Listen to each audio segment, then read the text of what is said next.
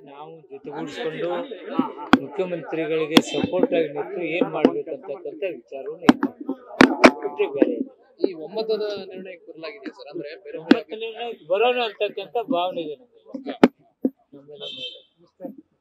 ಈ ಗೊಂದಲ ಯಾರಿಗಿದೆ ಸರ್? ಸಮುದಾಯಗಳಲ್ಲಿ ಏನಾದ್ರೂ ಗೊಂದಲ ಇದೆಯಾ? ಇದು ಜಾರಿ ಆದ ಸಮಸ್ಯೆ ಗೊಂದಲ ಇಲ್ಲ.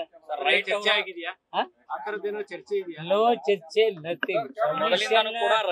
ಸರ್ಕಾರ ಇವತ್ತು ಕಮಿಷನ್ ಅಪಾಯಿಂಟ್ಮೆಂಟ್ ಮಾಡಿದೆ, ಅವ್ರು ರಿಪೋರ್ಟ್ ಕೊಡ್ತಾ ಇದ್ದಾರೆ. ಎಲ್ಲ ಸಮಾಜಗಳಿಗೆ ಸಹಾಯಕಾರಿ ಆಗೋ ರೀತಿಯಲ್ಲಿ ಆಗ್ಲಿ, ನಾವು ಅದರಲ್ಲಿ ಭಾಗಿಯಾಗೋಣ ಅಂತಕ್ಕಂಥ ವಿಚಾರ ಇಟ್ಕೊಂಡು ಮಾತಾಡಿದ್ ಬಿಟ್ರೆ ಬೇರೆ ಏನಿಲ್ಲ. ಏನ್ರಿ ಬಿಜೆಪಿ ಅವ್ರು ಯಾವಾಗ ಮಾಡಿದಾರೆ? ಪ್ರತಿಭಟನೆ ಮಾಡೋರು ಎಲ್ಲಿದ್ರು? ಅವರೇ ಸೋಷಿಯಲ್ ವೆಲ್ಫೇರ್ ಮಂತ್ರಿ ಇಲ್ಲೊಬ್ರು ಕೇಂದ್ರದಾಗಿದ್ರಲ್ಲ, ಅವ್ರಿಗೆ ಕಾಂಗ್ರೆಸ್ದವ್ರು ಹೇಗೋ ಮಾಡ್ತಾರೆ, ನಾವು ಹೋರಾಟ ಮಾಡಿ ತಗೊಂಡು ಕ್ರೆಡಿಟ್ ತಗೊಳಕ್ ಇವ್ರ ಕೆಲಸ ಅದು. ಎಲ್ಲ ಜನತೆ ಗೊತ್ತೈತಿ ಇವ್ರ ಬಂಡವಾಳ, ಇವ್ರಿಗೆ ಏನು ಆಗೋದಿಲ್ಲ.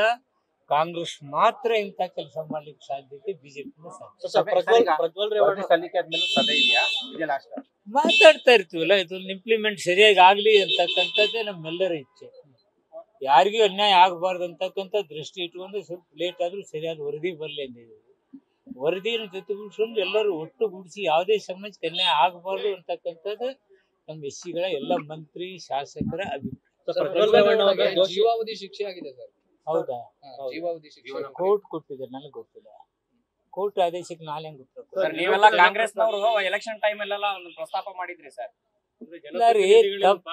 ತಪ್ಪತ್ ನಾವು ಹೇಳಿದೀವಿ, ಕೋರ್ಟ್ ಆದೇಶ ಮಾಡಿದೆ, ಅದಕ್ಕೆ ನಾನು ಪ್ರತಿಕ್ರಿಯೆ ಮಾಡಿದ್ವಿ. ಸರ್, ಇವತ್ತಿನ ಸಭೆ ಕೇವಲ ಒಳ ಮೀಸಲಾತಿ ವಿಚಾರಕ್ಕಷ್ಟೇನಾ, ಇಲ್ಲ ಅಂತ ಹೇಳಿದ್ರೆ ಇತ್ತೀಚೆಗೆ ಚರ್ಚೆ ಆಗ್ತಿರುವಂತಹ ನಾಯಕತ್ವ ವಿಚಾರ ಇನ್ನಷ್ಟು ದೊಡ್ಡ ಮಟ್ಟದಲ್ಲಿ ಯಾವುದೂ ಇಲ್ಲ.